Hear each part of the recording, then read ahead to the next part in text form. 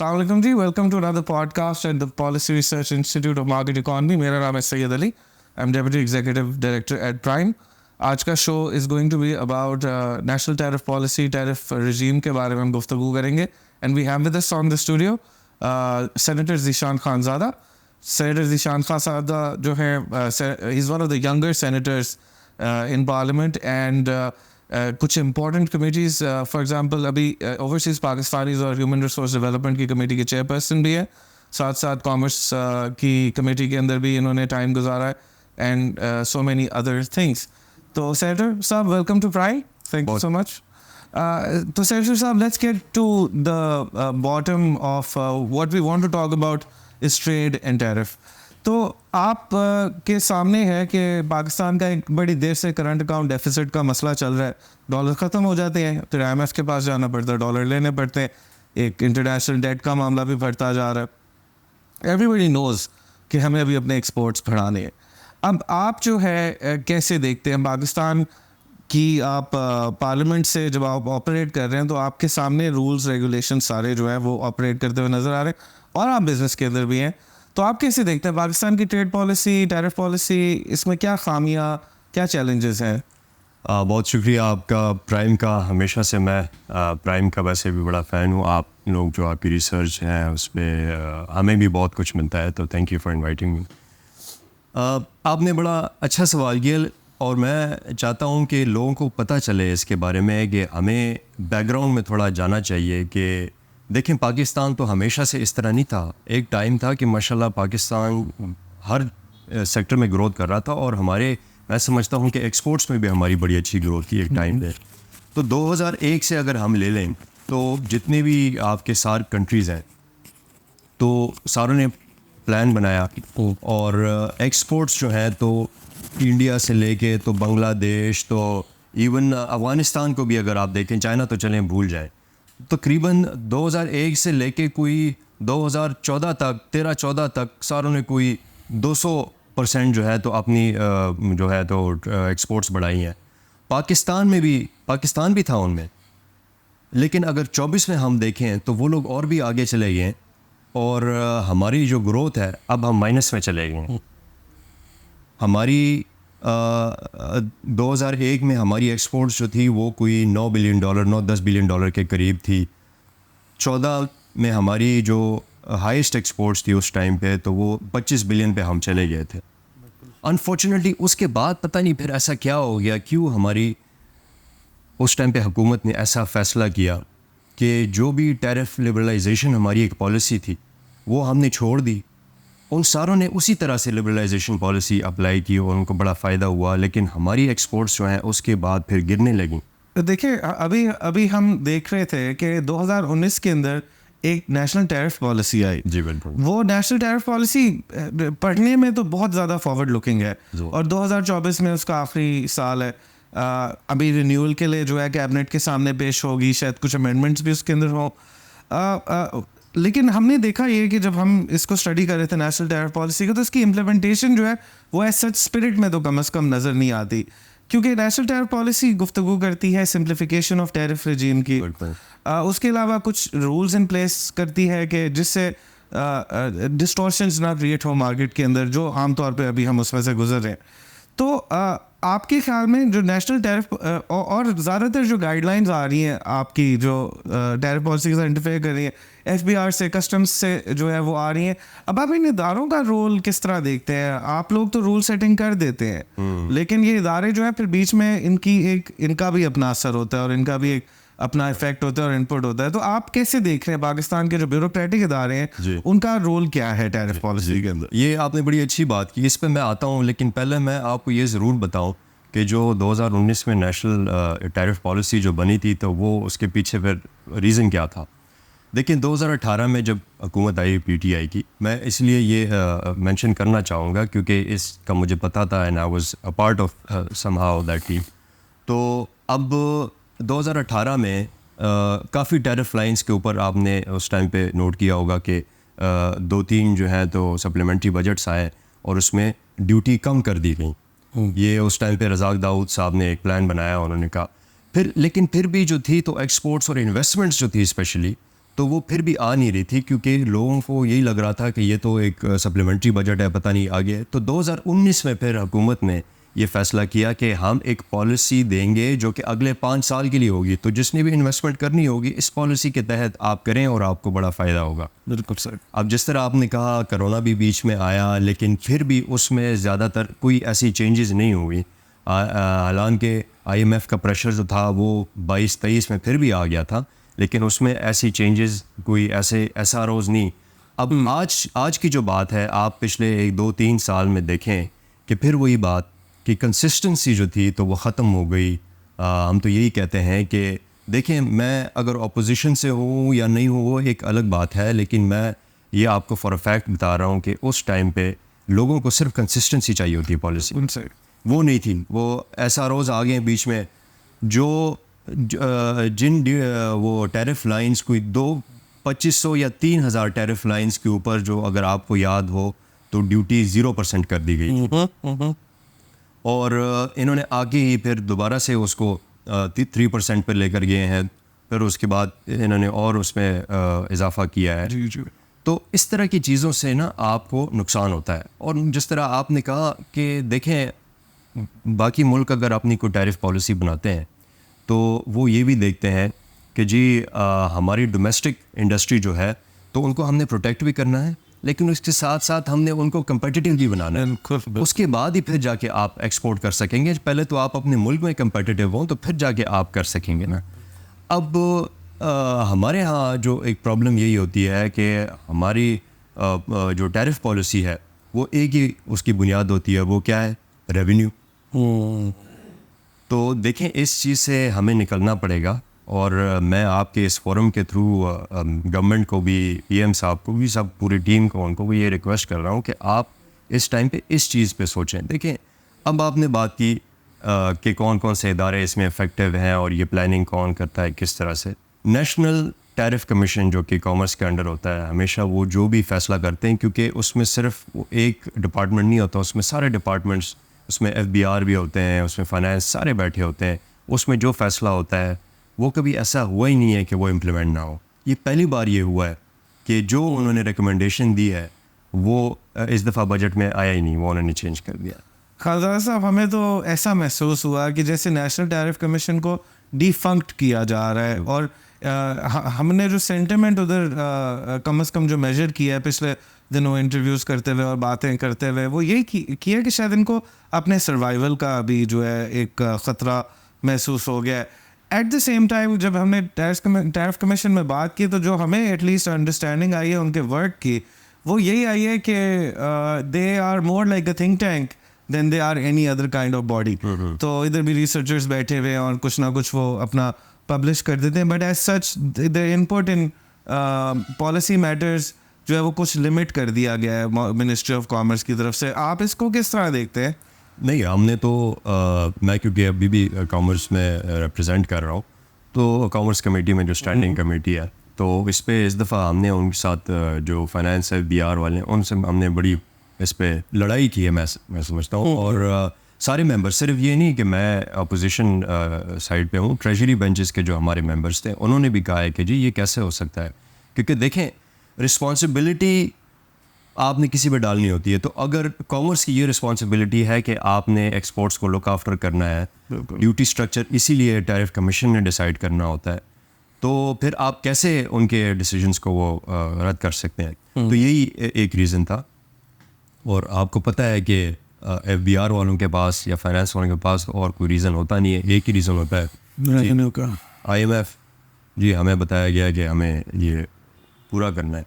So are you aware कि IMF की तरफ से ऐसी डिमांड आती है कि आप अपने टैरिफ्स को हाइक करके जो है अपने रेवेन्यूज़ को बैलेंस करें? क्योंकि हमारे सामने ऐसी चीज़ जो है वो तो कभी नहीं सामने आई, लेकिन this is the stance of the FBR as you correctly said. देखिए, ये आपको बड़ा अच्छा सवाल है और हमसे अक्सर ये पूछा जाता है कि जी IMF ने ये चीज़ कही है या नहीं। हाँ, तो देखें, IMF एक ऐसा इदारा है कि वो कभी भी कोई इंडिविजुअली मेंबर ऑफ पार्लियामेंट्स के साथ या इनके साथ कोई ऑफिशियली वो अपने नोट्स या फिर अपने को पॉलिसीज़ इस तरह से एक्सचेंज नहीं करते, पब्लिक फोरम पे करते हो, राइट। और फिर गवर्नमेंट के साथ करते हैं कि हमें अगर for us to find out if it is really happened और नॉट, या उन्होंने कोई ऐसी सजेशन दी है या नहीं।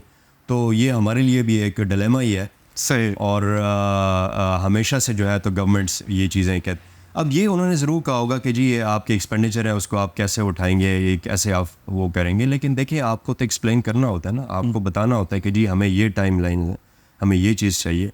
क्योंकि आज जिस जगह पे हम बैठे हैं, जो हमारी एक्सपोर्ट्स हैं, और जिस तरह आपने कहा कि हमें जो ट्रेड डेफिसिट है हमारा, देखिए ये तो रीज़न है उन शॉर्ट टर्म पॉलिसीज़ का, और यही तो वजह है उसकी कि आज हमारी लॉन्ग टर्म पॉलिसी है ही नहीं और हम आज नाकाम बैठे हैं।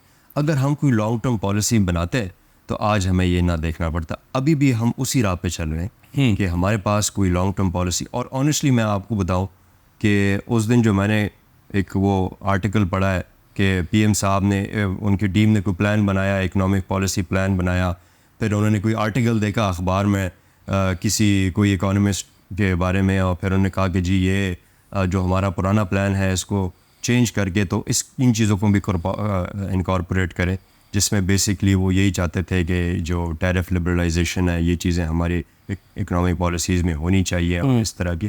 तो the point that I am trying to make is that they still have no idea, the government I think they have no idea what they are doing even with economic policy. मतलब इतनी macro level पे policies जो है ना, तो वो उनको अभी तक कोई आइडिया नहीं है। हम ज़्यादा एक्सपेक्ट हमें नहीं करना चाहिए, और लेकिन एटलीस्ट आवाम को तो वो कॉन्फिडेंस मिले ना कि भाई ये मसाइल हैं हमें, और अगर हमारे मुल्क के हालात जो हैं तो वो इसी तरह रहेंगे अगले 1-2 साल, ये मुश्किल है।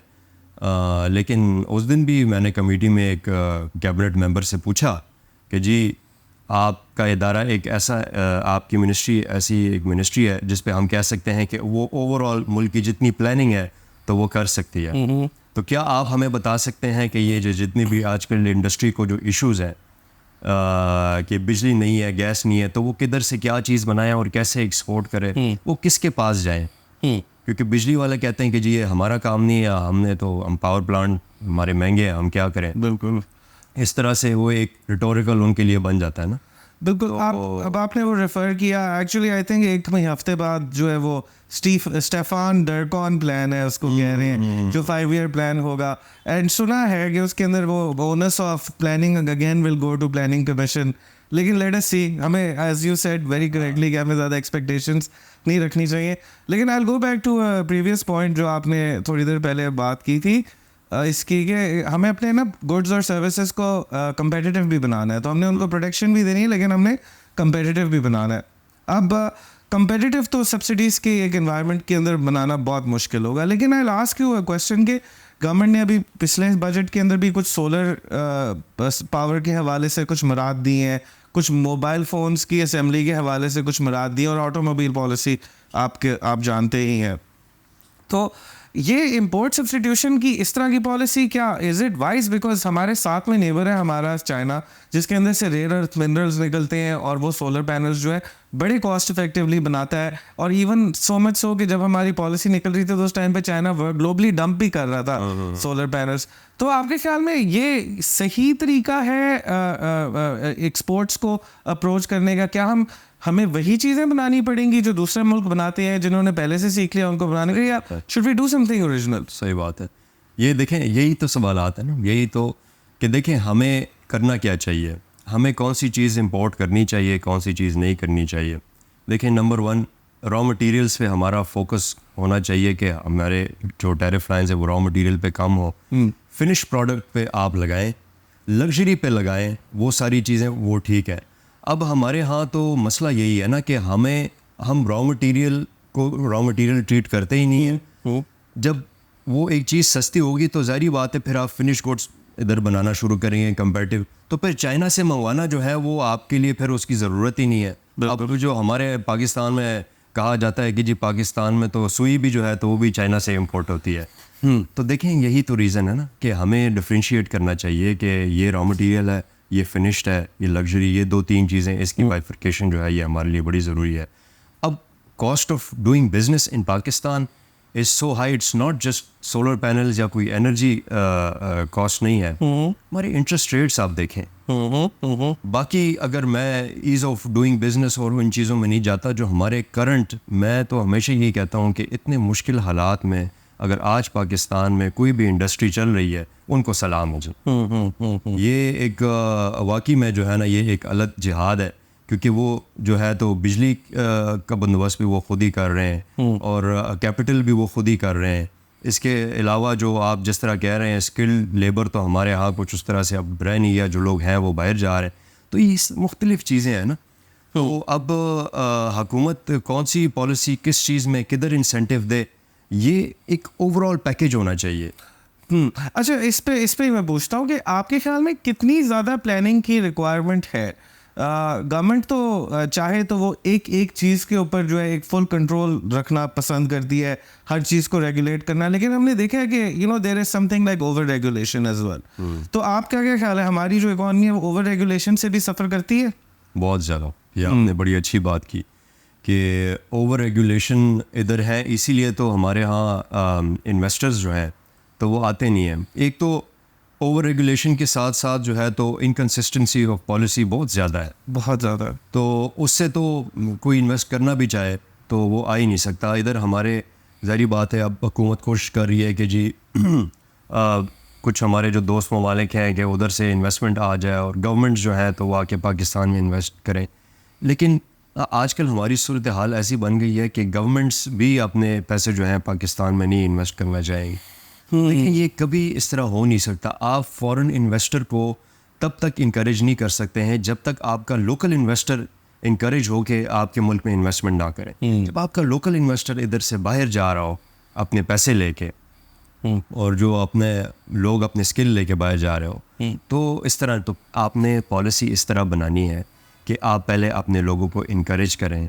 आप लोगों को कहें कि जी आप आएँ, आप कारोबार करें, आपको कोई जिस तरह आपने कहा रेगुलेशंस जो हैं उनके हवाले से आपको मसला नहीं होगा। बाकी इंसेंटिव्स आप दें या ना दें, हमारे यहाँ एक वो जितने भी फेडरेशन हैं या चेंबर ऑफ कॉमर्स हैं वो कहते हैं जी हमें आप ना बिजली दें ना कोई और मसला, हमें सिर्फ एक चीज़ आप दें और वो है कि हमें 8-10 साल की कोई पॉलिसी दें जिसमें कोई चेंज ना आए। ख्वाह आप सोलर पे देते हैं, वो आप गैस पे देते हैं, बिजली के टैरिफ्स आपको पता है हमारे यहाँ अगर वो 20-25 सेंट आजकल इंडस्ट्री को चार्ज हो रहा है, तो हमारे रीजन में जो है 9-10 सेंट जो है तो टैरिफ्स हैं बिजली के। जी। तो देखें आप कैसे compete करेंगे, इन चीज़ों पे तो नहीं होता ना। लेकिन फिर भी मैं समझता हूँ कि हमारे एक्सपोर्ट ओरिएंटेड सेक्टर्स इस तरह से हैं, अभी वो ऐसे वैल्यू एडेड प्रोडक्ट्स उन्होंने बनाना शुरू कर दिए हैं, स्पेशली टेक्सटाइल और लेदर और इस साइड पे, कि अब वो उस चीज़ से वो गुज़र गए हैं। वो अब उनको जो पावर या ऐसे इश्यूज़ जो हैं तो they have overcome those issues, अब वो कर रहे हैं, अपना वैल्यू बन गई है। तो वही बात है कि हमारे लोग कोई ना कोई रास्ता निकाल लेते हैं, लेकिन जो मैं हुकूमत को कहता हूँ कि आप इंफ्रास्ट्रक्चर में आप ज़रूर इन्वेस्ट करें, लेकिन बाकी चीज़ों में आप इन्वेस्ट, अब हमें सोलर प्लांट लगाने की हुकूमत को क्या ज़रूरत है, प्राइवेट सेक्टर खुद लगा रहे हैं। अभी भी ये जाके एक 1200 मेगावाट का उस दिन हमने देखा पावर प्लांट लगा रहे हैं सोलर का, और जी उस पर फिर, और हमारे यहाँ कमेटी में फिर ये बात होती है कि जी ये ज़मीन जो है तो ये इन्होंने महंगी ली है, हम तो उधर ही जाके फंस जाते हैं। तो अब हमारे यहाँ रोड्स जो हैं तो वो जिस तरह बोर्ड बेसिस पे बन रहे हैं, तो इस तरह की चीज़ें होनी चाहिए बस। आपने वो इससे पहले बात की थी कि इंपोर्ट्स के अंदर ना थोड़ी सी तफरीक होनी चाहिए कि फिनिश गुड्स के ऊपर जो है आप लगाएं टैरिफ्स, और जो इंटरमीडिएट गुड्स हैं और जो इनपुट्स हैं उनके ऊपर। लेकिन जो सबसे बड़ा इंपोर्ट हमारा पाकिस्तान के इंपोर्ट बिल में कंट्रीब्यूशन है वो है ऑयल की।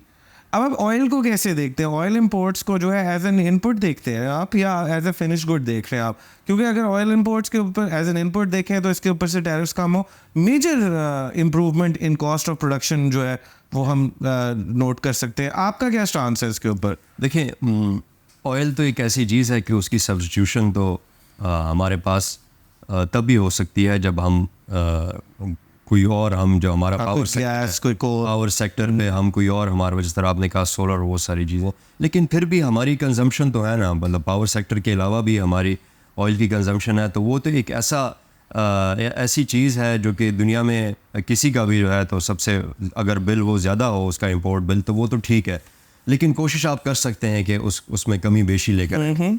अब हमारे यहाँ, अब मैं आपको मिसाल देता हूँ कि जो पेट्रोकेमिकल बाई प्रोडक्ट्स होते हैं, जैसे जितने भी आपके प्लास्टिक प्रोडक्ट्स, बिल्कुल, तो अब ये जो एथिलीन और इस तरह की चीज़ें हैं, ये हमारे पाकिस्तान में तो चले नहीं होती, लेकिन आप एथिलीन को इंपोर्ट करके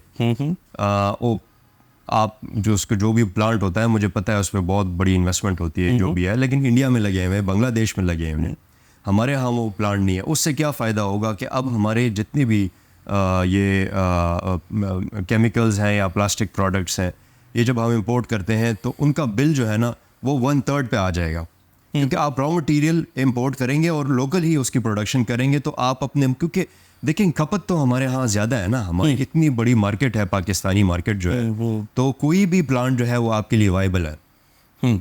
और आपका इंपोर्ट बिल जो है, तो हम अगर डायरेक्टली ऑयल पे ना जाएं तो ऑयल से रिलेटेड इतनी चीज़ें हैं जिस पे हम कर सकते हैं। इसके अलावा देखें वो मेडिसिन जो बनाते हैं हमारे जितने भी ये फार्मास्यूटिकल कंपनीज जो हैं, तो उनके वो जो रॉ मटेरियल है वो ज़्यादातर जो है वो इम्पोर्ट हो रहा है। हमारे पास अभी तक कोई उस तरह का प्लांट है नहीं। अगर वो हम कर लें तो हमारा वही जो बिल है वो कितना कम हो जाएंगे, इंपोर्ट बिल। बिल्कुल, इस तरह की चीज़ों पे। लेकिन ये तो मेरे ख्याल से वो बातें हैं जो कि इस टाइम पे पाकिस्तान के अगर हम कर तो सकते हैं, लेकिन अब इससे मुझे लगता है कि और बड़ी चीज़ें हैं जो कि पहले हमने करनी है। पहले हमने माहौल ऐसा बनाना है कि अगर कोई फॉरेन इन्वेस्टर आए और आपके पाकिस्तान में वो 20-25 बिलियन डॉलर का प्रोजेक्ट लगाए, तो उसके लिए एटमॉस्फेयर भी तो होना चाहिए। बिल्कुल बिल्कुल, तो बिल्कुल। बस ये मुझे लगता है कि हमारी अच्छा, तो आप कैसे देखते हैं कि पाकिस्तान में कौन से प्रोडक्ट्स जो हैं उनके अंदर एक्चुअल पोटेंशियल है एक्सपोर्ट्स की? हम देखते हैं कि टेक्सटाइल के अंदर भी जो सबसे आई थिंक हमारा लार्जर एक्सपोर्ट सेक्टर है, उसमें भी कुछ products are performing very well, but not all products are performing very well. तो टावल्स के केस के अंदर आई थिंक बेडिंग के टेक्सटाइल में हमारी जो it's globally well known, almost शायद यूरोपियन मार्केट्स के अंदर काफ़ी ज़्यादा हमने फ्लड किया हुआ है। How do we decide what we are going to produce to export? They are things that we produce, लेकिन हम कंज्यूम कर जाते हैं, लेकिन कुछ चीज़ें हमने एक्सपोर्ट करने के लिए रखनी है, कंसिस्टेंट सप्लाई हमारी हो। आप क्या देखते हैं कि ये कैसे डिटरमिन किया जाएगा? गवर्नमेंट में कोई ब्यूरोक्रेट आके ये डिटरमिन करेगा या आपको किसी तरीके से मार्केट में से सिग्नल लेने पड़ेंगे? देखें, इंडस्ट्री वाइज तो मुझे नहीं लगता इस टाइम पे, अब जिस तरह मैंने आपको कहा हमारे जो मुश्किलात हैं पावर की तरह, मतलब बिजली और गैस, ये चीज़ें इंडस्ट्री में तो मुझे नहीं लग रहा ऐसी क्या चीज़ें हो सकती हैं। वो टेक्सटाइल और ये तो सारा ऑलमोस्ट डेवलप हो चुका है काफ़ी अरसे से। इनको 30-35 साल से जो कंसेशंस मिले, अच्छी बात है कंसेशंस मिले, आज उन्होंने अपने आप को डेवलप किया है। लेकिन इसके अलावा एक्सपोर्ट्स में अभी पोटेंशियल जो है वो, जिस तरह आपने सुना होगा, एग्रीकल्चर एक ऐसी चीज़ है जिसमें हम जाके कोई काम करेंगे क्योंकि हमारे पास ज़मीन है। और हम जो बाकी वो ममालिक, यूरोपियन ममालिक जिधर 6 महीने उनके यहाँ बर्फ़ भी होती है, लेकिन फिर भी उनके जो एक्सपोर्ट्स हैं तो वो एग्रीकल्चर में ज़्यादा होती हैं। तो ऐसे ममालिक से, या मतलब उन चीज़ों में हमें जाना चाहिए, हमें उनसे सीखना चाहिए। हम और मार्केट्स हैं हमारे पास। GCC कंट्रीज़ जो हैं वो हमेशा से हमें यही कह रहे हैं कि जी आप हमें दें, खाने की चीज़ें आप हमें दें। चाइना हमें कहता है कि जी आप हमें खाने पीने की चीज़ें दें। तो ये मुझे लगता है कि इस सेक्टर में हमें तो ज़रूर जाना। दूसरा, मीट सेक्टर जो है वो भी जो है तो बड़े ज़ोरों शोर से आजकल जो है उसमें काम भी हो रहा है। मुश्किलात हैं, लेकिन ये है कि उसमें स्कोप बहुत ज़्यादा है और तवज्जो देनी चाहिए। और मुझे लगता है, मैं गवर्नमेंट को हमेशा यही कहता हूँ कि देखें, हमारा जो हमारी कॉमर्स वो मिनिस्ट्री है, उनको थोड़ा फोकस्ड होना चाहिए। अब अगर मिसाल के तौर पे एग्रीकल्चर, मीट और इन चीज़ों पे अगर वो फोकस करे, IT भी है साथ में, लेकिन वो वही बात आ जाती है ना कि वो कहते हैं जी IT जो है तो वो एक अलग मिनिस्ट्री है, तो कॉमर्स का उससे कोई काम नहीं है। बिल्कुल चीज़ें नहीं होनी चाहिए। देखें, आप एक डिपार्टमेंट, एक कोई कमेटी, ऐसी कोई चीज़ बना लें जो कि सिर्फ आपके एक्सपोर्ट्स को डील करें, जो कि उन चीज़ों को स्ट्रीमलाइन करें, तो तब जाके रिस्पॉन्सिबिलिटी किसी के ऊपर तो बेस होनी चाहिए ना साहब। मैं हमेशा यही कहता हूँ, तब जाके फिर कोई काम होता है। अब ये मेरे ख़्याल से इधर हमारे ये एक और बात मैं ऐड करना चाहूँगा। आपने कहा कि हम क्या बना सकते हैं, क्या कर सकते हैं। ये तो आपने वो चाइना गवर्नमेंट वाली बात की। हमने बड़ा एक टाइम पे बड़ा वो उनके साथ स्ट्रेस किया कि जी आप पाकिस्तान के साथ फ्री ट्रेड एग्रीमेंट स्टार्ट करें। तो उन्होंने कहा पहले आप प्रेफरेंशियल ट्रेड एग्रीमेंट तो हमारे साथ करें, तो तब फिर हम कहा जी ठीक है। तो उन्होंने कहा चलें अब आप बताएं आप हमें क्या दे सकते हैं। फिर हम एक दूसरे को देख रहे हैं कि जी हम क्या दे सकते हैं चाइना को। देखें, ये तो एक फैक्ट है ना। बिल्कुल ये तो गवर्नमेंट को इस पे सोचना चाहिए। ये चीज़ें जो हैं, जो हमें पता है, जो चीज़ें जा रही हैं उधर टेक्सटाइल और इनके अलावा, गवर्नमेंट को ऐसी पॉलिसी, जिस तरह भी आपने कहा, अगर वो 4-5 साल की कोई पॉलिसी आ रही है, हम भी उसको देखना चाहेंगे। लेकिन ऐसी चीज़ों को मद्देनज़र रखते हुए हमें अपने जो हमारे एक्सपोर्ट पार्टनर्स हैं उनके साथ बैठ के, उनके साथ पॉलिसी बना के कि अगले 4-5 साल में वो भी हमसे यही तवक्को करते हैं कि आप फैसला करें और उस पर डट के रहें। हाँ। यही चाहते हैं हमारे एक्सपोर्ट पार्टनर्स। अच्छा, ये आपकी ऑब्जर्वेशन एग्रीकल्चर प्रोडक्ट्स की, आई थिंक ये बड़ी रीजनेबल एक ऑब्जर्वेशन है। आई थिंक गवर्नमेंट भी कहीं ना कहीं पे अंडरस्टैंड करना शुरू होगी कि एग्रीकल्चर प्रोडक्ट्स की एटलीस्ट लॉन्गर रन में पोटेंशियल है। लेकिन जहाँ पे एग्रीकल्चर प्रोडक्ट्स की फिर बात आती है तो एक वो मिनिस्ट्री ऑफ फूड सिक्योरिटी भी अब बन गई है। अब ये ब्यूरोक्रेटिक इंटरफेरेंस इसके अंदर आ गई मेरे ख्याल से, और ये इस साथ साथ वो फाइटोसैनिटरी रेगुलेशंस है जो फिर फूड एक्सपोर्ट्स को गवर्न करते हैं। तो अब ये तो आई थिंक ना करने वाली बात सी बन गई थोड़ी सी, या नहीं? You think that the food security regime is an important regime? उसके बगैर हमारी फूड सिक्योरिटी कॉम्प्रोमाइज असल में हो जाएगी, कि नॉर्मली मुल्कों की नहीं होती इस तरह करके। अच्छा, देखें, अगर हमने कोई लिबरल पॉलिसी रखनी है, अपने जितने भी हमारे चीज़ें हैं, खाने पीने की चीज़ें, तो ये मार्केट फोर्सेस, इसी तरह ऐसे ही नहीं कहा जाता कि जी मार्केट फोर्सेस को डिसाइड करने दें। अब प्रॉब्लम ये है कि हम एक साल पॉलिसी देते हैं कि जी गंदम की ये पॉलिसी हो गई, अगले साल हम कहते हैं जी या तो शॉर्टेज हो गया या सरप्लस या जो भी इशू होता है, उसके लिहाज से फिर हम वो प्लान चेंज कर देते हैं जो कि हमने पिछले साल बनाया था। तो इसको आपने अब कम से कम 4-5 साल जो है तो फूड सिक्योरिटी के हवाले से इन चीज़ों में आपने टाइम देना होता है। आप उसको रेगुलेट ज़रूर करें। आपने जो पॉलिसी दी है उसको आपने थोड़ा देखना है कि वो पॉलिसी हमारी जो थी उसमें 5 to 10% अगर उसमें कोई वेरिएशन है तो तब तक हमने इसको नहीं छेड़ना। लेकिन अगर ज़्यादा है तो फिर आप इंटरवीन करें, या फिर एटलीस्ट आपकी जो आपकी रिपोर्टिंग है उसको आप सही करें। इधर तो ये भी बड़ा मसला है कि जी रिपोर्टिंग हो जाती है कि जी सरप्लस है, महीने बाद पता चलता है नहीं जी सरप्लस तो नहीं था।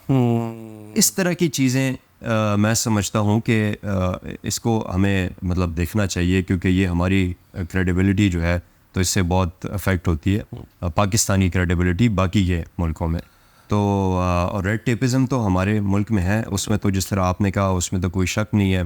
जो मैंने आपको मीट एक्सपोर्ट का कहा, उसमें वो एक इदारा है, मैं नाम भूल गया हूँ, जो कि सर्टिफिकेट देती है आपको एक्सपोर्ट करने के लिए।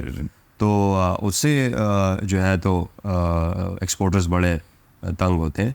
लेकिन मेरे ख्याल से ये ग्रेजुअली ही ये चीज़ें इम्प्रूव हो सकती हैं हमारे, जिस तरह से हर सेक्टर में हमें इश्यूज़ हैं। तो अच्छा, प्राइम ने एक 2015 के अंदर और 2014 में ना 2 रिपोर्ट्स निकाली थी। एक थी यूनिलैटरल ट्रेड लिबरलाइजेशन का फ़लसफ़े के ऊपर, विद द आर्ग्यूमेंट बीइंग कि अगर हम रिगार्डलेस ऑफ कि दूसरी कंट्रीज हम पे एक्सपोर्ट और इम्पोर्ट ड्यूटियाँ जो है वो हटाएं या ना हटाएं या जितनी मर्जी लगा दें, हम लिबरलाइज कर दें अपना ट्रेड। और उसके अंदर कुछ रिसर्चर्स ने जो कैलकुलेशंस की थी उनसे लगा यही था कि हमारे नेट पॉजिटिव में ही फिर भी जा रहा है ना, हमारे नेट बेनिफिट में ही जा रहा है। इसी तरह 2015 के अंदर एक स्टडी आई थी डॉक्टर इकरामुल हक की on taxes and tariff policy. तो उन्होंने रिकमेंडेशन दी थी कि अक्रॉस द बोर्ड जो है 5% आप कस्टम ड्यूटी रखें और इसको मेंटेन करें, इससे ज़्यादा नहीं होनी चाहिए, और वेरिएशन नहीं होनी चाहिए, जो ऐसा रोज़ की वेरिएशन है ना, इंसेंटिव्स हो और ना डिसइंसेंटिव्स हो। सही। तो इसको आप कैसे देखते हैं? What is your? ये एक बड़ी अच्छी बात है। अगर ये पाकिस्तान में पहले भी इस पे, जिस तरह मैंने आपको कहा कि टैरिफ लिबरलाइजेशन पे काम हुआ, और उसका मैं समझता हूँ कि उसका रिज़ल्ट यही था कि 19 में अगर पॉलिसी आई तो उसमें हमारी एक्सपोर्ट्स जो थी वो बढ़ना शुरू हो गई। और ये चीज़ इधर होनी चाहिए, क्योंकि देखें ना, अगर ये आप नहीं करते हैं तो फिर आपकी कोई लॉन्ग टर्म प्लानिंग है नहीं। और लॉन्ग टर्म प्लानिंग इस मुल्क को इस टाइम पे चाहिए अभी भी, क्योंकि रेवेन्यू हमारा इस टाइम पे, आपको तो पता ही होगा, जो इंपोर्ट स्टेज पे हमारी रेवेन्यू है वो 50% है तकरीबन। ये बाकी मुल्कों में 3, 4, 5%, इंडिया में ये कोई 10, 12% होगा। बांग्लादेश में मुझे नहीं लगता, लेकिन 20 से कम ही होगा, 15% इस तरह होगा। हमारे यहाँ ये 50% है। तो देखें, जब आपने अपनी रेवेन्यू जो है तो वो इंपोर्ट के ऊपर बेस कर दी है, तो ज़ाहिर बात है फिर आपकी पॉलिसी जो है तो फिर इंपोर्ट पॉलिसी उसी के इर्द गिर्द होगी। और फिर अगर आप, जिस तरह आपने कहा, लिबरलाइजेशन, तो वो आपके लिए वो पॉलिसी बनाना बहुत मुश्किल हो जाता है। ये गवर्नमेंट को जो है तो 10 साला प्लान जो है वो बनाना पड़ेगा, इसके बगैर ये नहीं होगा। जिस तरह आपने कहा कि एक दफ़ा लिबरलाइज हो जाए, ये इस मुल्क में क्या चीज़ आती है, क्या बनने, लोग खुद फिर आके इन्वेस्टमेंट करेंगे। क्योंकि देखें, हमारे पास तो है, तो हमारे पास बहुत कुछ, हमारे पास रिसोर्सेज हैं। और जिस तरह मैंने आपको कहा, हमारे इंडस्ट्रियलिस्ट जो हैं वो फिर उन्होंने सोलर पे बिजली अपनी बनानी हो, उन्होंने जो भी करना हो, वो फिर उनका काम होता है। सिर्फ आपने उनको पॉलिसी देना है। क्योंकि हमारा पाकिस्तानी इन्वेस्टर जो है वो अगर बाहर के मुल्कों में जाके वो इन्वेस्ट करते हैं तो वो उनकी मजबूरी होती है। आप यकीन करें, उनका यही दिल है कि वो पाकिस्तान में ही करें। और ये नहीं कि वो कोई उनको पाकिस्तान से बहुत प्यार है। वो देखें, वो समझते हैं कि पाकिस्तान में अपॉर्चुनिटी बहुत है।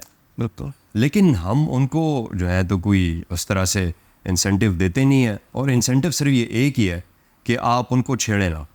बस आप उनको कहें, ये जी आप, ये पॉलिसी है, इसको हमने अगले 10 साल तक नहीं छेड़ना, आप आके देखें कि क्या करना है। पेट्रोलियम प्रोडक्ट्स के ऊपर जो हमारा सबसे ज़्यादा इंपोर्ट बिल आ रहा है, गवर्नमेंट को डॉलर खर्च करना पड़ रहा है, क्या इस एंड आई थिंक कि अगर ये कहा जाए कि पीएसओ के पास एक मोनोपोली है पेट्रोलियम इंपोर्ट्स की, तो गलत नहीं होगा। और ये कहा जाए कि ज़्यादातर मेजॉरिटी ऑफ पेट्रोलियम इंपोर्ट्स की पेमेंट गवर्नमेंट को खुद करना पड़ती है, तो वो भी गलत नहीं होगा।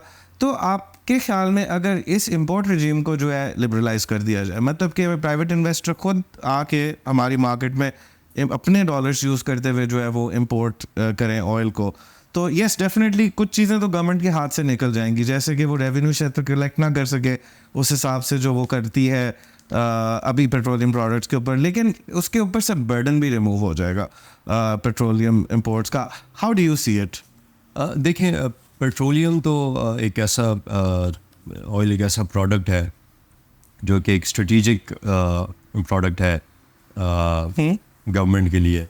और हमेशा गवर्नमेंट्स यही चाहती हैं कि ये उनके कंट्रोल में हो। मतलब it's not about just revenue, इसमें और ऐसी काफ़ी चीज़ें होती हैं जो कि हुकूमत को स्ट्रेटिजिकली उसको देखना होता है। बिल्कुल। उस लिहाज से, हाँ, उस लिहाज से अगर देखें तो फिर ये एक ऐसी चीज़ है कि ठीक है, अगर गवर्नमेंट इसको रेगुलेट या खुद इंपोर्ट करना चाहे तो ठीक है। इसके अलावा जिस तरह आपने कहा, बाकी अगर बिज़नेस साइड इसका देखा जाए तो ये बिल्कुल एक अच्छी बात है। और गवर्नमेंट को जो है तो बिज़नेस में नहीं जाना चाहिए, इन्वेस्टमेंट्स में नहीं जाना चाहिए, उनको रेगुलेट करना चाहिए। ये बिल्कुल ठीक है। ठीक है। अच्छा, आप टैरिफ पॉलिसी को कैसे देखते हैं? What is it a good tool for?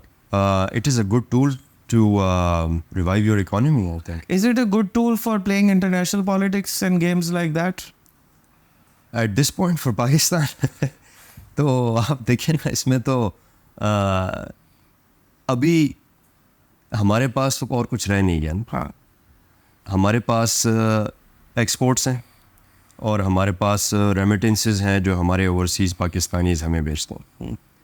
अगर ये दो चीज़ें हमने इम्प्रूव ना की तो आगे हमारी बैलेंस ऑफ पेमेंट्स, वो चीज़ें तो छोड़ें, हमारी जितनी भी हमारी ये जो गवर्नमेंट एक्सपेंडिचर है, ये सारी चीज़ें जो है ना, ये हमारे हाथ से निकलती जा रही हैं। और ये सारा जो अभी आप का डिपेंड कर रहा है तो ये आपकी ट्रेड पॉलिसी के ऊपर कर रहा है।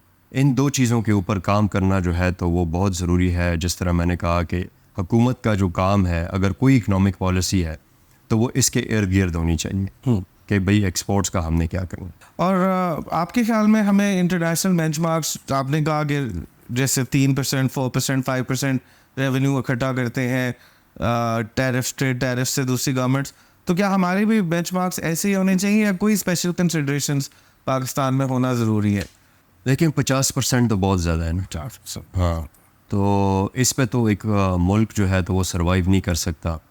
और जो मैंने शुरू में आपको बात कही थी कि अगर आपकी एक्सपोर्ट पॉलिसी रेवेन्यू के ऊपर बेस्ड हो तो हम कभी भी एक्सपोर्ट्स बढ़ा नहीं सकेंगे।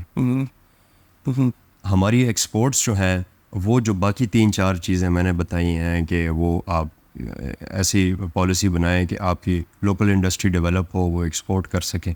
इस तरह की 2-3 चीज़ें जो है तो वो करके तो तब जाके आपकी एक्सपोर्ट्स बढ़ पाएंगी। तो मतलब आप कह रहे हैं प्रेजेंट ट्रेड रजीम, टैरिफ रजीम के अंदर स्केलिंग अप ऑफ एक्सपोर्ट्स नहीं पॉसिबल, अभी हमें बदलने को है। ज़ाहिर बात है हमने तो करना ही है। और इंटरनेशनली अगर आप देखें तो ऐसा कौन सा मुल्क है जिन्होंने इसके बगैर किया होगा, ये तो हमें चाहिए।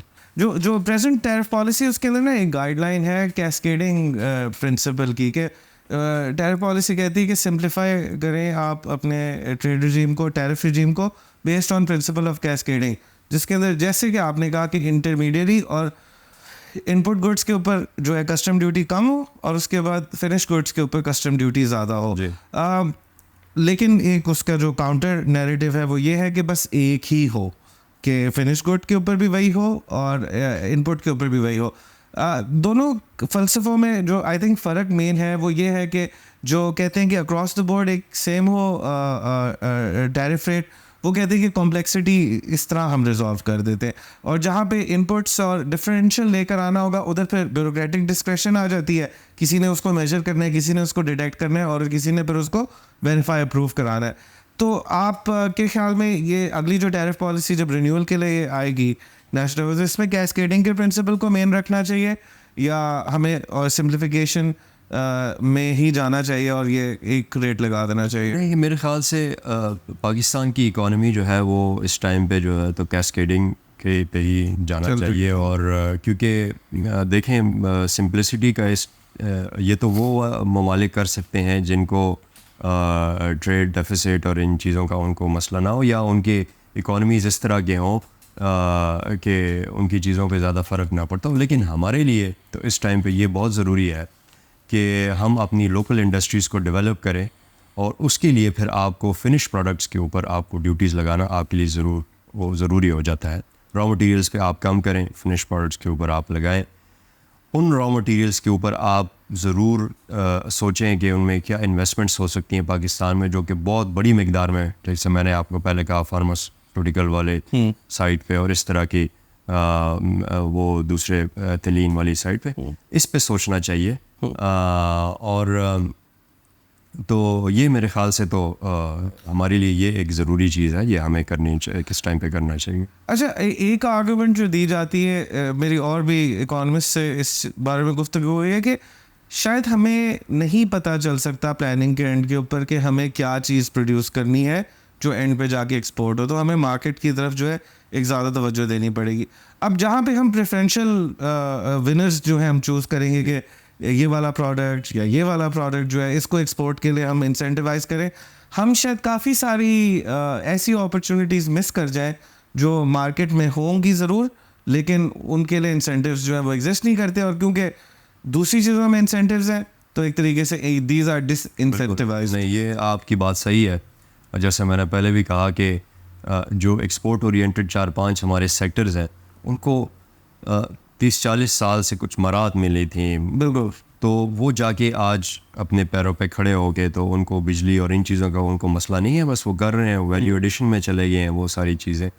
तो अगर ये हमारे यहाँ किसी और इंडस्ट्रीज़ को ये चीज़ें मिलती तो वो भी आज और मैं आपको बताऊं कि आज जिस रेट से पहले पाकिस्तान की एक्सपोर्ट्स चल रही थी, जैसे मैंने आपको शुरू में कहा 2001 से लेके एक तसलसल आ रहा था, आज हम कम से कम $60 बिलियन पे हमारी एक्सपोर्ट्स होती हैं। अगर हम कुछ भी ना करते, सिर्फ हमारी टैरिफ लाइंस जो हैं उनको हम ज़्यादा छेड़ते ना, और हम ये जो हमने ड्यूटीज़ SROs दे के कभी ड्यूटीज़ बढ़ा रहे हैं कभी कम कर रहे हैं, ये चीज़ें हमें नहीं ना करते तो ये हमें ये इश्यूज़ ना होते। क्योंकि देखिए हमारी जो क्या कहते हैं इंडस्ट्री की जो GDP रेशो है, तो वो पहले कोई 26% पे थी, अब वो बहुत कम हो गई है। अब हमारी इंडस्ट्री इधर है ही नहीं, हमारी GDP में उनका कोई रोल ही नहीं है। इस तरह से हमारी एक्सपोर्ट्स भी जो है तो उनका भी रोल बहुत कम हो गया है। तो और वही बात है कि बाकी ममालिक जो है उनका बढ़ रहा है। तो रीजन में भी बस यही सबसे बड़ी रीज़न है कि कोई पॉलिसी नहीं है। पॉलिसी जो गवर्नमेंट बेसिक उनका काम है पॉलिसी देना और फिर उस पॉलिसी को आगे चलाना। मैं चले उन चीज़ों में नहीं जाता कि उन्होंने उस टाइम पे जो रिसर्च इंस्टीट्यूट स्टार्ट किए थे, उन्होंने अपने जितनी भी चीज़ों में मतलब काफ़ी चीज़ें जो हैं उन्होंने रिसर्च उसके ऊपर किए हैं। तो हमारे यहाँ तो कोई रिसर्च है ही नहीं ना। लेकिन चलें एटलीस्ट पॉलिसी हम ऐसी देते हैं और अभी भी कुछ नहीं बिगड़ा। मैं तो समझता हूँ कि कोई पॉलिसी देंगे प्राइवेट सेक्टर को, तो प्राइवेट सेक्टर ने ही आपको जो आपके मुल्क के मसाइल हैं इनसे आपको निकालना है। आपने उनको पॉलिसी देनी है, सिर्फ ये एक काम करना है। गवर्नमेंट को ज़रूरत नहीं है कि वो आके तो वो गंदम ख़रीदे और फिर जी वो मार्केट में उसको दे ताकि गंदम की प्राइस कंट्रोल हो। इस तरह की चीज़ें ये हमारा काम नहीं है। तो ये आपके ख्याल में जो अभी तक प्रेजेंटली जो टैरिफ पॉलिसीज़ फेल होती रही हैं, ट्रेड स्ट्रेटजीज जो फेल होती रही हैं, उसके पीछे मेन रिस्पॉन्सिबिलिटी हम क्या पॉलिटिशियंस को दें या हम ब्यूरोक्रेसी को दें? और ये जो कॉम्प्लेक्सिटी आ चुकी है, आपके ख्याल में ये किस तरह इवॉल्व की है इतनी ज़्यादा कॉम्प्लेक्सिटी? असल में हमारे यहाँ पॉलिटिकल गवर्नमेंट का एक बहुत बड़ा मसला ये होता है कि वो अपनी पॉलिसी बनाते हैं 5 सालों के लिए। वो कहते हैं जी हमने इस 5 साल में अगर हमारे यहाँ लोड शेडिंग है तो इसको ख़त्म करना है क्योंकि अगले इलेक्शन में मुझसे लोग बिजली मांगेंगे। बिल्कुल ठीक है ना जी। तो अगर किसी गवर्नमेंट ने ये फ़ैसला टाइम पे किया होता कि जी हमने डैम्स बनाने हैं, अगले 10 साल में हमने 20,000 मेगावाट बनाना है कम से कम, तो आज हमें ये चीज़ें ना देखने को मिलती। इस तरह की एक्सपोर्ट पॉलिसीज़ भी अगर पहले जिस तरह बाकी मुल्कों ने किया, कोई भी हुकूमत आती है, मैं नाम नहीं लेना चाहता हूँ उन मुल्कों के, उधर कोई भी हुकूमत आए उन्होंने अपने जो बेस पॉलिसीज़ हैं वो उन्होंने नहीं छेड़े। और हमारे यहाँ तो इधर जो है तो सिर्फ जो फेडरल गवर्नमेंट और जो प्रोविंशियल गवर्नमेंट के जो कोऑर्डिनेशन है वो भी इतनी कम है कि आपको, हालांकि हमारे यहाँ तो 4 बेसिकली सूबे हैं और फेडरल गवर्नमेंट का फिर भी उनके साथ जो है तो इंटरेक्शन या वो जो पॉलिसीज़ मैं समझता हूँ कि उनके साथ जो एक कोऑर्डिनेशन होनी चाहिए वो नहीं है। तो ताकि देखें कोई एक चीज़ जो है तो वो KP में अच्छी होगी, कोई चीज़ें पंजाब में, इस तरह से पाकिस्तान में सब कुछ है लेकिन हमने उस चीज़ के ऊपर उस तरह से फोकस नहीं किया। तो ये मेरे ख़्याल से जो बेसिक पॉइंट है वो यही है कि गवर्नमेंट्स को अपने 5 साल प्लान नहीं बनाने चाहिए, इनको 10 साल 20 साल जो भी इस तरह के प्लान्स होते हैं वो बनाने चाहिए और फिर उसको देखना चाहिए कि हमने कितना 10% डिविएट किया है या नहीं किया, उससे ज़्यादा किया है तो फिर उसके बारे में आप सोचते हैं कि भाई क्या करना चाहिए। तो ये अभी मैं पिछले दिनों एक साहब के साथ जो है गाड़ी पे ट्रैवल कर रहा था, करीम चला रहे थे, इन ड्राइव चला रहे थे, तो he was also full time professional clearing agent, import clearing agent भी था वो। तो मेरी उनसे थोड़ी सी बातचीत थी, उन्होंने ना मुझे एक फिनोमेनॉन हाईलाइट करके दिया। उन्होंने कहा कि मैंने एक जो है खेप मटेरियल की जो है वो मंगवाई कराची में और उसके बाद मैंने एक उससे बड़ी खेप जो है वो मैंने इधर इस्लामाबाद में करवाई क्लियर। तो जो उनके ड्यूज़ कराची में बन रहे थे वो कम बन रहे थे और जो उनके ड्यूज़ इस्लामाबाद में बन रहे थे वो ज़्यादा बन रहे थे, even though it should have been the opposite. तो ये ना बड़े अजीब अजीब से डिफरेंशियल्स आते हैं। अब आपके सामने है, आप एक्चुअली KP से आपका ताल्लुक है, so you have also some familiarity with the border areas. और हमारे पास एक ट्रेड बॉर्डर है, चमन तोरखम है, फिर उसके बाद हमारे पोर्ट्स हैं। आपके ख्याल में जो आगे ट्रेड इंफ्रास्ट्रक्चर में पाकिस्तान को किस चीज़ की रिक्वायरमेंट है? गवर्नमेंट ऑफ पाकिस्तान अगर इन्वेस्ट करे ट्रेड इंफ्रास्ट्रक्चर में तो what should it be working on? हाँ, ये तो ये जो आपने जो टैक्सेस का जो इशू है, ये तो वाकई में अब अगर आज आप देखें तो इस बजट में केपी में जो है तो टैक्स जो एक्साइज लोकल टैक्स होता है इंपोर्ट्स के ऊपर वो बढ़ा दिया गया है। तो अब हमारी जो चेंबर्स और इनकी ख्वाहिश यही थी कि ये इतने होने चाहिए जिस तरह आपने कहा कि जो सिंध गवर्नमेंट की तरफ से हो या फिर फेडरल की तरफ से, तो ये चीज़ें, तो ये एक इम्पॉर्टेंट चीज़ है। दूसरी जो आपने इंफ्रास्ट्रक्चर की बात की, तो मुझे लगता है कि हमारे बैंकिंग सेक्टर जो है तो वो बड़ा क्रूड है, उसमें कोई उस तरह से इनोवेशन या उस तरह से जो है तो हमारे जो प्राइवेट सेक्टर है तो उनको कोई सपोर्ट नहीं मिलती। जिस तरह आपको पता है कि 80 to 90% जो है तो उनके जो उन्होंने फाइनेंसिंग की हुई है वो गवर्नमेंट के पास है। ऐसा ही है जी, ठीक है जी। जो बाकी 10-15% रह गया तो उसमें आपकी लार्ज स्केल मैन्युफैक्चरिंग है, तो आपका जो मीडियम साइज बिजनेस है ना, उन बेचारों को कुछ नहीं मिल रहा। बिल्कुल। और एक और मैं आपको फैक्ट ये बताऊं कि मैं अपने सूबे केपी की बात करूँगा कि उधर आपके जो डिसबर्समेंट्स हैं तो वो पाकिस्तान के 1% से भी कम है। मतलब हमारे बिजनेसेस को जो डिसबर्समेंट्स है, और बलूचिस्तान का 0.5% से भी कम है। तो उसमें ये है कि आप डिपॉजिट्स तो इन दोनों सूबे के ले रहे हैं, लेकिन वो फाइनेंसिंग जो है तो वो पंजाब और सिंध या बेसिकली कराची पैसे जा रहे हैं। हाँ जी, हाँ। बिल्कुल सही। तो देखें, ये होते हैं बेसिकली जो, अगर इस टाइम पे जो मैं समझता हूँ जो बिजनेसेस को एक इंफ्रास्ट्रक्चर चाहिए तो फाइनेंसिंग एक बहुत ज़रूरी पार्ट है। आपको इंपोर्ट के लिए LCs और इस तरह की इन चीज़ों में जाना होता है, तो वो आप जितनी भी मतलब उनके सर्विसेज होते हैं।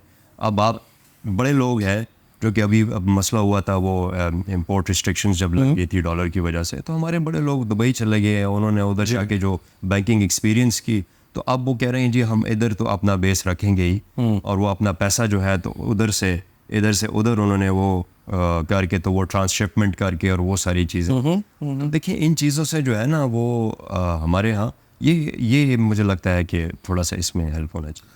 आपका गवर्नमेंट के लिए क्या मैसेज होगा अगली अपकमिंग नेशनल टैरिफ पॉलिसी में? Would you like to say some words to the government के तवज्जो तरजीहात क्या रखी जाए? एक तो ये कि जी आप इनको ये ज़रूर करना चाहिए कि कोई ऐसा प्लान बनाए कि एक 1 विंडो प्रोसेस जो हो, तो वो 1 window process by that I mean कि कोई भी बिज़नेस अगर कोई इन्वेस्टमेंट करना चाहे तो उनको पता हो कि हमने किधर जाना है और फिर वो कैसे जो है तो रिस्पॉन्सिबिलिटी किसके ऊपर बेस होगी। ये जैसे कि पाकिस्तान सिंगल विंडो प्रोजेक्ट जो बन रहा है और बढ़ रहा है। हाँ, वो तो इससे तो और क्लीशे वो हो नहीं सकता। तो ये ठीक है। तो ये सिंगल विंडो ऐसा हो कि एटलीस्ट आपको जो जितने भी आपके मिनिस्ट्रीज़ या जितने भी आपके डिपार्टमेंट्स हों तो वो उसमें जाके तो मर्ज हो, और किसी कोई मसला हो तो वो। दूसरी चीज़ ये है कि इनको जो भी पॉलिसी है, जैसे मैंने शुरू में और बार बार कहा है कि वो उसके ऊपर काम करके तो वो कहेंगे जी ये पॉलिसी है। तीसरी चीज़ ये है कि आपने अपने लोकल इन्वेस्टर को जो है आपने उनको इनकरेज करना है। फॉरेन इन्वेस्टर्स खुद चल के आएंगे जब आपका लोकल इन्वेस्टर जो है तो इधर काम कर। तो और तीसरी और चौथी चीज़ जो कि टॉप पे होनी चाहिए थी, पॉलिटिकल स्टेबिलिटी। वो एक मैं समझता हूँ इन सारी चीज़ों में जो है तो वो एक ज़रूरी चीज़ है। और आप जो भी पॉलिसी देंगे, लेकिन पॉलिटिकल स्टेबिलिटी अगर पॉलिसी का हिस्सा ना हो तो फिर जिस तरह मैंने कहा कि आपके फॉरेन इन्वेस्टर्स भी, इवन दो वो गवर्नमेंट सेक्टर जो होते हैं वो भी फिर इधर इन्वेस्ट नहीं करते हैं। तो बाकी अगर पॉलिटिकली देखें तो हमारे मुल्क में कानून तो होना चाहिए। कानून अगर हो तो अच्छी बात होगी। बिल्कुल। और आपने ये भी बात टच की थी कि पॉलिसी में सर्टेनिटी होनी चाहिए, 5 साल की सिर्फ नहीं होनी चाहिए, उससे लंबी ओरिएंटेशन की पॉलिसी होनी चाहिए। पॉलिसी होनी चाहिए। अच्छा, इसी तरह गवर्नमेंट के लिए अगर आपके पास मैसेज था तो इंडस्ट्रियलिस्ट के हवाले से क्या सोचते हैं? आपने वो यंग लोगों की तो आपने तारीफ की, आपने कहा कि जो लोग रुक गए हैं इस मुल्क में उनको सलाम है, लेकिन ये जो इन्वेस्टर्स हैं ये भी इनको भी कुछ ना कुछ सलाम तो है ही, काम कर रहे हैं। What would be your message to them over the next 7-8 years? इनको क्या करना चाहिए? देखिए, हमारे जो लोग अभी सर्वाइव कर रहे हैं, ज़ाहिर बात है एक इंशाल्लाह टाइम आएगा, पाकिस्तानी जो हमारी इकॉनमी है ये ग्रेजुअली, अब तो एक ओवरऑल दुनिया में भी रिसेशन है और फिर हमें भी उस पर फर्क पड़ेगा। बिल्कुल। तो जब चीज़ें थोड़ी स्टार्ट होंगी, किक स्टार्ट होंगी, जो लोग इधर रहेंगे, जो पहले से इस्टेब्लिश्ड होंगे, ज़ाहिर बात है उनके बिजनेसेस बढ़ेंगे और वही अपने आप को फिर जो मीडियम साइज हैं वो फिर लार्ज स्केल में जाएंगे और वही तो पाकिस्तान में अपना बेस जो है तो उनका ज़रूर इधर होना चाहिए। आजकल हालात मुझे पता है लोग ये सोचते हैं कि जी हम बाहर जाके कोई इन्वेस्ट करेंगे ये वो, लेकिन मैंने यही देखा है कि जब आप बाहर जाते हैं तो आपको इतना टाइम लगता है, फिर आप ज़्यादातर लोग कुछ कमा ही नहीं सकते हैं क्योंकि उनके पॉलिसीज़ और उनकी भी काफ़ी चीज़ें होती हैं। इधर आपके पास अपना एक एक्सपीरियंस, आपके पास जो सारी चीज़ें होती हैं, तो ये मुझे लगता है कि थोड़ा वेट करना चाहिए और सेक्टर्स को ज़रूर आप देखें। हमारे यहाँ हमेशा जो है तो वो रियल एस्टेट को सिर्फ देखा जाता है, लेकिन इधर और ऐसे बड़े सेक्टर्स हैं। तो उस दिन मुझे कोई बता रहा था कि हमारे सी फूड में जो है तो बड़ा स्कोप है, राइट। लेकिन कोई गवर्नमेंट पॉलिसी नहीं है। तो मैं स्पेशली अभी कॉमर्स को मैंने लिखा भी है कि इसके ऊपर आप कोई हमें बताएं कि सी फूड के हवाले से आपके पास क्या क्या पॉलिसीज़ हैं, लेकिन वो फिर उसमें ये इश्यूज आ जाते हैं कि वो प्रोविंशियल कोऑर्डिनेशन और वो सारी चीज़ें जब तो वो टाइम लगता है। तो जो मैं आपको कह रहा हूँ कि ये गवर्नमेंट को सारे डिपार्टमेंट्स को मिलाना चाहिए, इसमें प्रोविंशियल कोऑर्डिनेशन जो है तो वो भी बड़ी ज़रूरी होती है, बिल्कुल। और तभी जाके कुछ ताकि हम चीज़ों को फास्ट ट्रैक पे कर सकें। बिल्कुल। तो एक बंदा काम सोचता है और फिर उसको करते करते काफ़ी साल लग जाते हैं। आई थिंक इधर का सबसे बड़ा मसला है। तो जी आपने सुन ली इंडस्ट्री वालों के सेनेटर साहब कहते हैं कि जस्ट हैंग इन देयर, तो आगे जाके हालात ठीक होंगे तो you will have a strong base. I think excellent conversation with senator साहब। काफ़ी ज़्यादा आई थिंक पोजीशंस और ओपिनियंस हमें वो सामने आए। सेनेटर साहब ने अपनी भी पोजीशन क्लियर की, गवर्नमेंट को भी एडवाइस दिया साथ साथ। एंड आई थिंक के जो फ्यूचर है वो एक्सपोर्ट्स के अंदर ही है, फ्यूचर जो है वो ट्रेड लिबरलाइजेशन के अंदर ही है। I think even government camp के अंदर या अपोजिशन कैंप के अंदर, दोनों में बात की जाए तो यही जो है वो मतन निकलता है। लेकिन when we go into the implementation तो फिर हमें नज़र आ रहा है कि बहुत सारे हिचेस हैं जिनको किसी ना किसी तरीके से रिजॉल्व करना पड़ेगा। खानज़ादा साहब ने कहा कि एक सिंगल विंडो ऑपरेशन होना चाहिए। Yes, Pakistan single window is there, but how successful is it in streamlining the trading, international trade, that remains to be seen. I think PSW के ऊपर भी जो है थोड़ी सी ऑडिट हो सकता है और देखा जा सकता है कि उनकी परफॉर्मेंस का इम्पैक्ट क्या है। सर साहब, thank you so much for joining us, and inshallah we will get more opportunities to speak to you about different subjects. Allah Hafiz.